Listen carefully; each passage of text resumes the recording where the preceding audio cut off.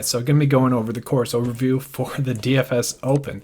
That's right, we'll be breaking it down kind of just for fun, but let's go over it.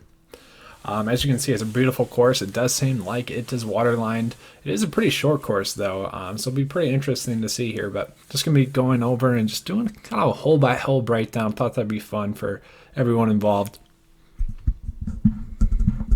So, all right, first hole. It's a par 5, less than 500 yards, 499. So you'll see that a lot. There's a lot of eagle opportunities, it seems like, on this course. So, you know, as long as you don't shank it into the water on your first tee, it should be pretty easy. Got a dog leg right there. I mean, come on. We can hit it to like right around here. Set yourself up pretty nicely for a nice, you know, approach shot, like a 200-yard approach shot. So as long as I have a partner that can get into the fairway and let me bomb away, it should be pretty easy. Now, this hole is pretty protected by water on the right-hand side here. Got some bunkers on the left-hand side. That green seems to slope a little bit too, so it'll be pretty interesting. Maybe you want to end up short on there if you can't hit the green, but, you know, it's going to be an interesting one. I like that hole, but should be able to birdie that one pretty easily. So now we got a par 4, hole 2, 389. Water in the front, not too much of a worry. Small rough on the left-hand side, a little bit of trouble on the right-hand side. It does seem like maybe... No, this seems like a pretty wide open fairway. Should be able to go out and get a birdie on that hole pretty easily as well in this group format. So, I don't know, I kind of like that. Oh, by the way, I do have the group names on the bottom left-hand side of this. Just going over who is starting out on that hole for the Scramble format. So if you guys are interested or curious in that, that's who's starting out on this specific hole for that specific hole breakdown. So we got a par 3 here. I believe I kind of missed it there. Should be kind of easier hole here. The green doesn't look challenging, doesn't look too small or anything like that. Just really a placement hole right there. Not too worried about that one, but look at this course. It is pretty nice looking. All right, so we got no, this was the par 3. The last hole was a par 4. Let me just go back and do that one. How about? All right, so redoing this one. So 368, par 4. You can just bomb away on this one and be able to make the fairway pretty easily here. That bunker does look like it could potentially come into play on the right-hand side, but, you know, if you miss that bunker, this should be a pretty easy hole for you.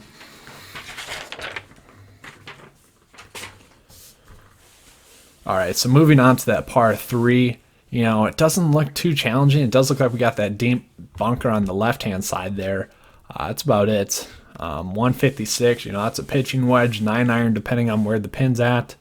Doesn't look like too challenging of a green. But I am noticing, you know, if you miss the green, it does look like the ball could, you know, just roll off and then into the rough. So, you know, it does kind of look penalizing if you don't hit the green. All right, so now this one is kind of interesting. It really gets thin, probably right where drives go a lot, right by those bunkers right there. So that's going to be pretty interesting. But after that, you know, the green does look kind of sloping there. So depending on where the hole is, I think this could be an easy hole or a really hard hole. Kind of just depends on where the pin placement is. All right, 370, par 4, hole 6. Ooh, this is interesting. So obviously it's got the water on the left-hand side, but it also looks like we got trouble on the right-hand side. A little woods area. Oh, it's an interesting one. I do think you'll be able to bombs away. This might be one of those holes where, you know, your partner lays up with a 4-iron, and if they hit a good shot, you know, for your good second shot, you go out and you blast your driver, try to get to a round right here. Obviously, that's a really small, you know, margin of error right there, but this is where the team format is kind of fun because, you know, let's just go back a little bit. You can have your partner lay up to, you know, right around here, and then you just have 150 in, play it safe with the first drive. And then the rest of us, we are just bomb blasting it down the fairway, trying to give us, you know, 50-yard wedge shot to the pin. And it does look a little, if you go long on this, it does look like you could be in some trouble there. So you're going to want to end up short, but the green doesn't look too tricky, especially if you're not too far away from the hole. You know, the closer the better on your approach shot with that one. Definitely does look like the green's a little bit smaller. All right, so par 3, 178. That's kind of further And, you know, the greens in the front protect it pretty well. This small bunker in the front does look like it protects it pretty darn well. And if you get in there, it could actually cause a little bit of trouble. And once again, the green slopes downwards, so it does really penalize you if you don't hit the green. The par 4 or the par 3s kind of actually seem like they could be the challenging ones. This par 4 does look pretty easy, but we'll pause it right here. I mean, trouble right here, and I'm guessing this is where a lot of tee shots will end up. And if they don't, you know, there's potential that you hit it past those and you hit it to that sand trap or to a little bit of trouble over there. I don't know. It's a pretty interesting one as well. It's going to be a lot of strategy involved. Not everyone's just going to be able to bomb it. I think you're going to have the less quality caliber players laying up. That lets the bombers go out and, you know, attack the holes. So, you know, the first shot doesn't penalize the people that can actually go out and, you know, attack it aggressively. But once again, there's some nice bunker placement here. I do like this green quite a bit. I think it'll slope towards the hole for us on that day. But once again, don't really know the hole pin placements at all. But this course is a beautiful golf course. I'll tell you what. They did a good job selecting this. All right, let's pause this right here because this is where your boys start in hole 9. Got a nice group here. Alex Blicky, Steven Story, David Bradley. Those are some cool names. Eric Paulzine, Finn Dawson got it as well. We are Group B on that hole, actually. Group A is going before us, and then Group B on this par 5.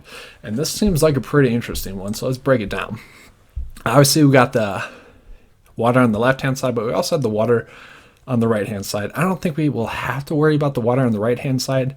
You know, I'm guessing this is going to be around, you know, 280-ish around here. Obviously, if you cut the corner, maybe you can get to around here. I don't know. The distances there, we'll have to see that. Going to be a pretty interesting hole. It is kind of protected well there. I can definitely see going driver, 5-wood, driver, 4-iron, getting there and being able to eagle this hole kind of pretty easily. Kind of just depends on the other players on the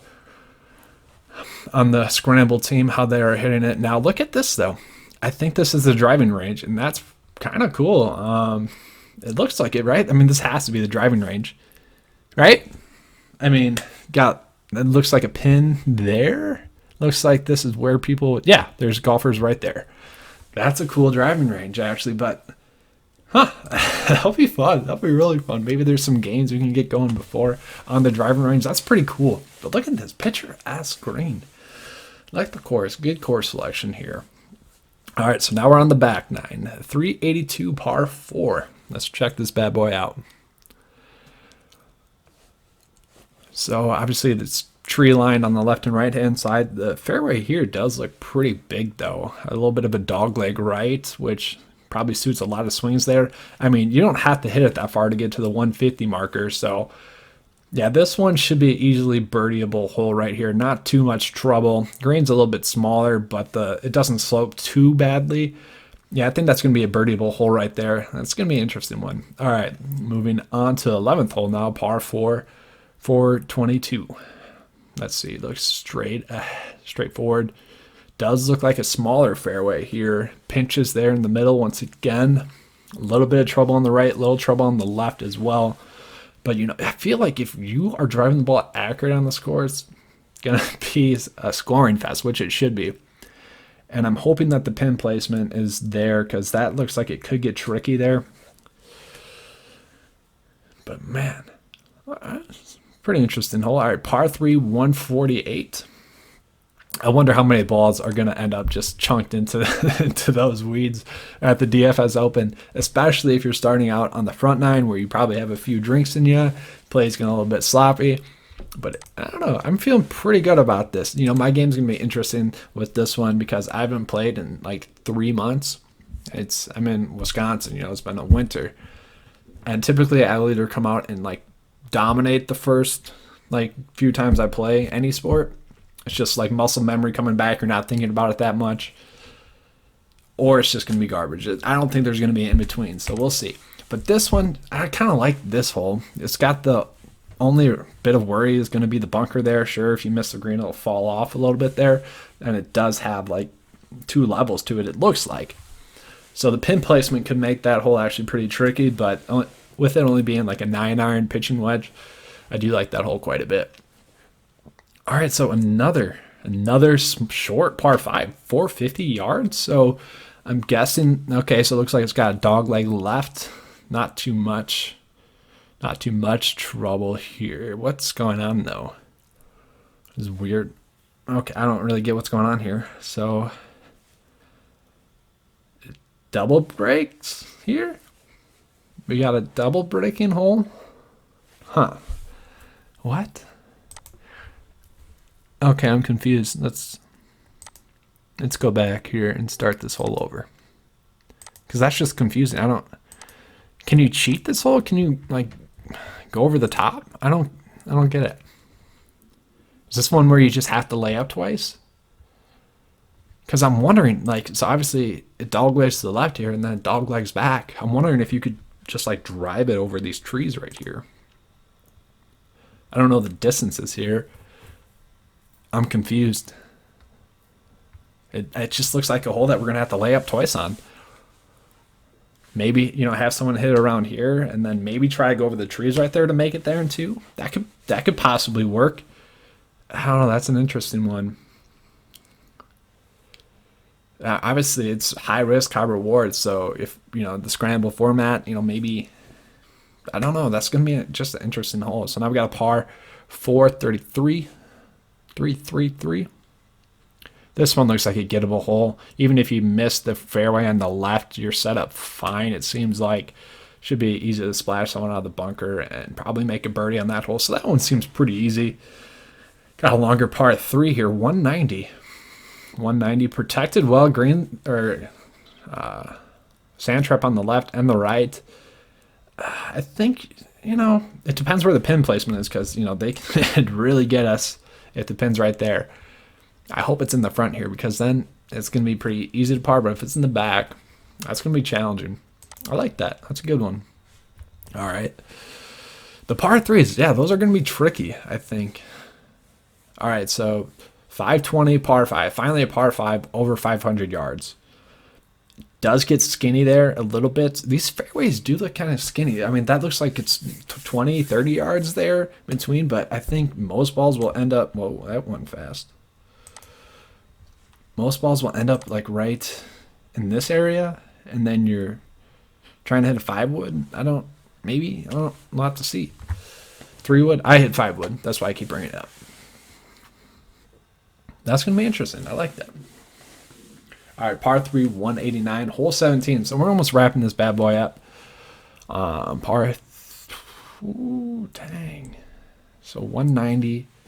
Really depends on the day for me with that one. Probably a 7-iron, especially if it's in the front of the green. Yeah, it doesn't look too challenging. Obviously, it slopes down. It could be a tricky pin placement there. I'm noticing that these greens could be actually kind of tricky, but I like the greens that are true, and these greens do seem like true to their to the read that you have. So pretty interesting there. All right, par 5, 532. The closing hole, well, not really with the event that we had, but would be the closing hole. Now, this one seems like kind of the Bombers' choice of hole so far. Let's see, because I'm guessing, probably going to be like 300 to the tip of there. We'll see. Does it dog leg? No, I think we'll see. We'll hold up. Yeah, no. So you should be able to hit your ball to like right around here. Maybe give your chance at hitting the green in 2. This one doesn't seem like there's that much risk associated with it. Yeah, this one's going to be pretty easy, I think. Definitely going to be a birdie bowl hole. I mean, all the par 5 should be. It just depends on how your team's playing. But yeah, I like this. That's going to be a good one as well. So overall, it's got a pretty good feel. That's a nice clubhouse there as well. I should have mentioned that. Let's go back to that. That's a pretty clubhouse as well. So yeah, this golf course event is going to be pretty cool. I'm looking forward to this one. All right, so in the meantime, I do want to do a what's in the bag. So I don't have my putter with me. Let me go grab my putter real quick.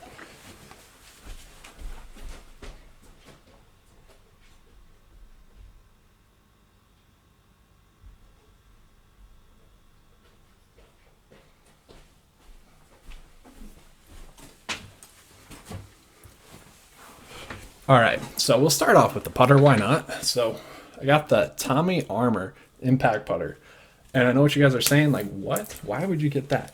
So I remember watching My Golf Spy. They actually have a lot of good information, and I have been looking for a putter because let's grab it here. This old Adidas or Nike putter just was not cutting it for me anymore. I got this like probably 10 years ago. Needed a new one, and honestly my game's been a lot better since I got the Tommy Armour impact putter. It was voted as, I think, top 5 for them the last 2 years on their My Golf Spy best putter thing. So I do like that club.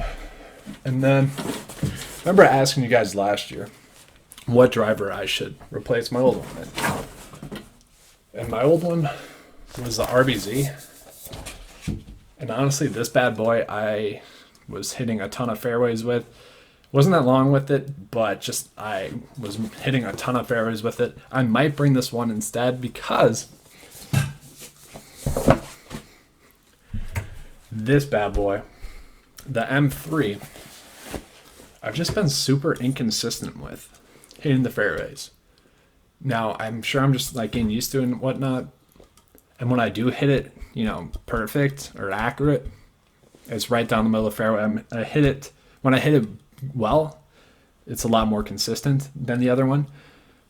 But I'm hitting less fairways with it, and maybe that's just because I'm trying to hit it further now. I don't know, maybe that's a mental thing, or maybe I'm just not used to it yet.